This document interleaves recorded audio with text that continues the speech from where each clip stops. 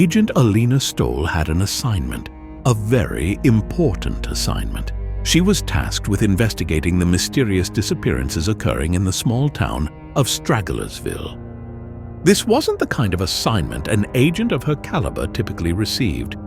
Alena had seen the worst of the worst, and compared to those cases, this one seemed like a walk in the park.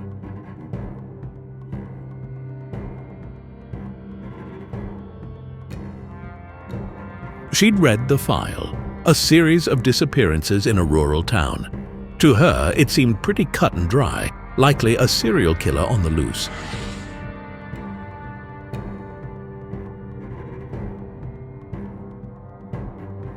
What she didn't understand was why the local police couldn't handle it, or even the FBI. Regardless, if the agency wanted to send her on what felt like a vacation, she'd gladly take it.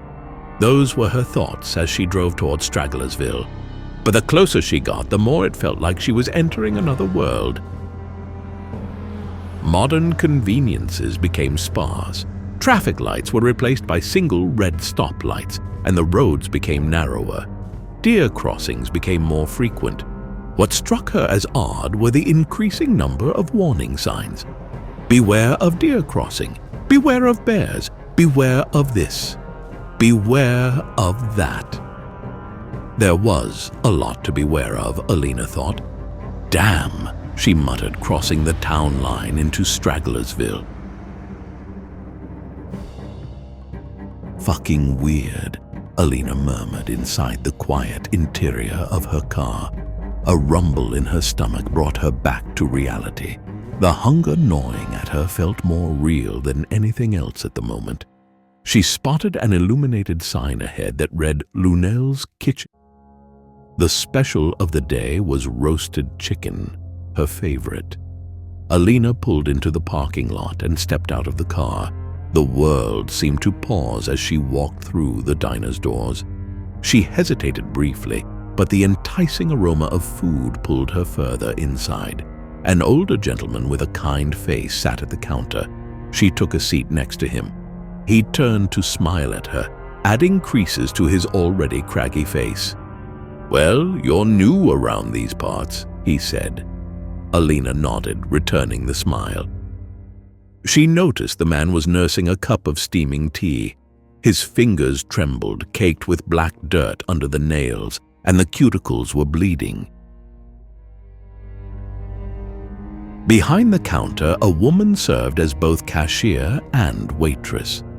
As she went about her duties, she kept a close eye on the interaction between Alena and the man.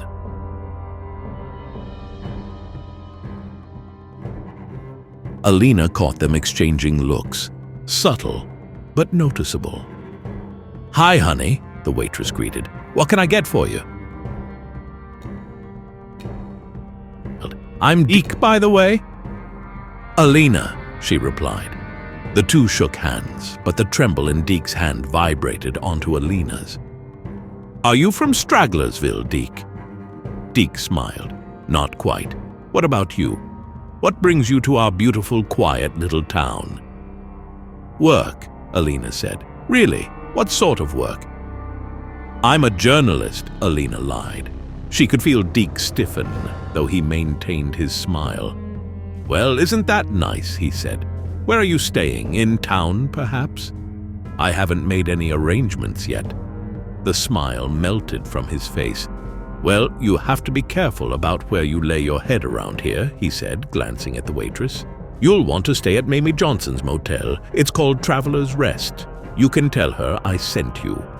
Alena smiled. "Repeat it," Deke said curtly. Alena swallowed. "Traveler's Rest Motel. Tell Mamie that Deke sent me." Deke visibly relaxed and downed the remainder of his tea.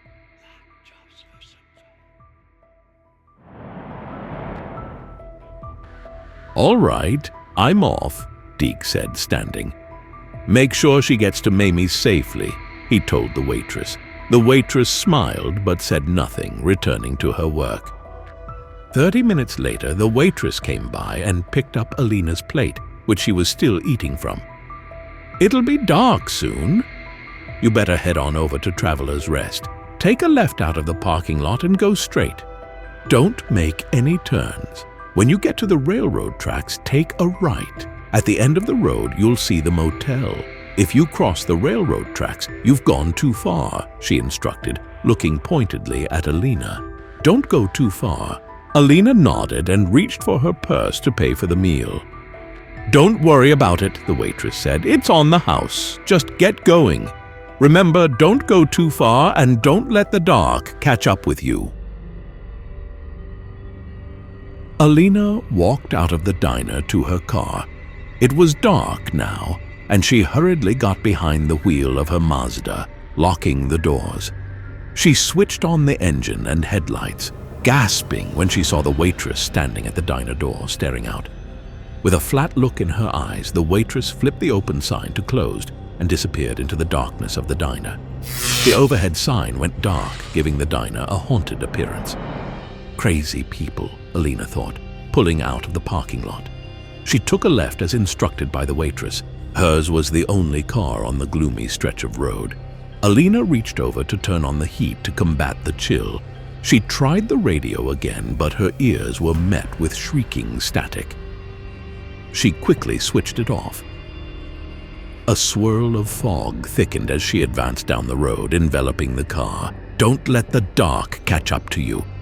That's what the waitress had said. But now the darkness wasn't just catching up. It had her in its grasp.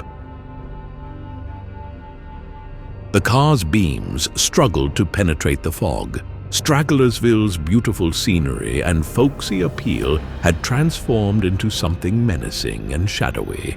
Don't let the dark catch up to you. She hunched forward, eyes narrowed, struggling to make out the road ahead. Out of nowhere, she felt the pronounced bump of railroad tracks beneath the car's tires. Oh shit, Alena hissed. The waitress's warning came back to haunt her. Don't go too far. The road ahead looked like the mouth of a tunnel, narrowing into a suffocating void. Don't go too far. No sane person would. Whatever waited down there in the darkness could keep waiting. She wasn't going to feed it. Alena slammed on the brakes, performed a quick three-point turn, and sped back in the opposite direction. Her heart raced, pounding in her chest. Miraculously, the fog began to dissipate. She saw a figure standing at the side of the road, and as she decelerated, it came into focus. It was pale as the moon, gaunt and thin. It looked inhuman. It started towards her car in a lumbering yet determined manner. Alena floored the accelerator, streaking past the figure. The bright red lights of the railroad crossing suddenly flashed, and the barrier arm began to lower, blocking her path. Fuck, fuck, fuck!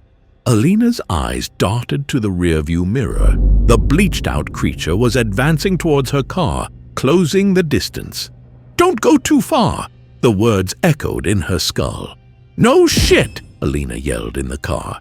She silently begged the train to move faster. Her eyes flicked back and forth between the train and the weird figure, now only a few feet away. The blinking red lights mocked her. Finally, she saw the caboose of the train, and she started to hyperventilate. The pale thing had reached her car's trunk when the train finally passed. The barrier arm rose, and Alena shot through, nearly scraping the car's roof in her haste. She ripped a left turn and hauled ass down the road.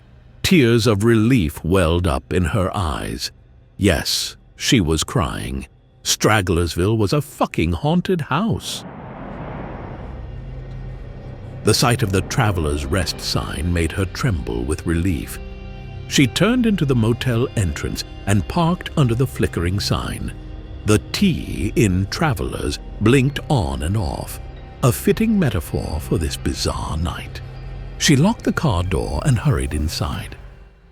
A bell chimed, announcing her presence as she swung open the glass door.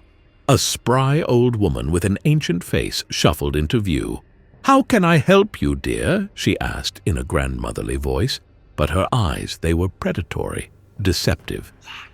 "I was referred to the motel, told to ask for Mamie," Alena said. Mamie's eyebrows slightly lifted.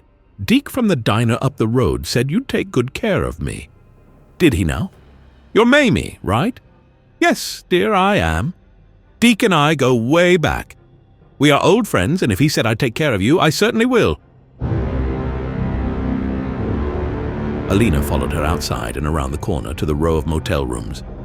We don't get many outsiders in Stragglersville, Mamie said matter-of-factly, opening the door and stepped aside to allow Alena to enter. Well, what do you think? Mamie asked proudly.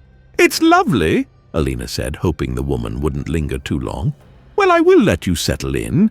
She turned to leave, then said, I wouldn't recommend going out at this time of night. Stragglersville is a great place, but like any other small town, we do have our bad element. Checkout is at 11. The bathroom was small and basic, but at the moment it was the only room she wanted to be in. She undressed and got into the shower. She groaned in pleasure as the hot water sprayed down on her. If she'd known that the Mamie she'd met wasn't the Mamie, that was friends with good old Deke, she would have screamed.